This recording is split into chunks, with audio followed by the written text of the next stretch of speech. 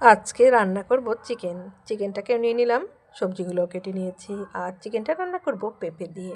পেঁপেটাও কেটে নিয়েছি। আর বরাবরই আমি চিকেনটা একটু ভেজে রান্না করতেই বেশি পছন্দ করি। চিকেনটা ভেজে নিয়েছি, ফোড়নে দিলাম গোটা গরম মশলা, জিরে, তেজপাতা, লঙ্কা, কুচনো পেঁয়াজটাও দিয়ে দিলাম, দেবো একটু লবণ। এতে করে পেঁয়াজটা তাড়াতাড়ি সেদ্ধ হয়ে যাবে। পেঁয়াজটা একটু লালচে করে ভেজে কুচনো রসুন আর কয়েক টুকরো টমেটো দিয়ে বেশ নেড়ে চেড়ে এর মধ্যে কয়েক দানা চিনি দিয়ে দিলাম। এতে করে কালারটা ভালো হবে। মশলাটাও বেটে রেখেছিলাম, সেটাও দিয়ে দিলাম। দিয়ে বেশ সুন্দর করে কষিয়ে চিকেনটাকে দিয়ে বেশ সুন্দর করে এটাকেও কষিয়ে নিলাম। কিছুক্ষণ কষিয়েই আমি কেটে রাখা পেঁপেগুলো দিয়ে দিলাম। পেঁপেগুলো দিয়ে নেড়ে চেড়ে এটাকে আমি একটু ঢেকে দিলাম। আর কিছুক্ষণ পরে ঢাকনাটা খুলে দেখো চিকেনটা কিন্তু অনেকটা আমার হয়ে আসছে।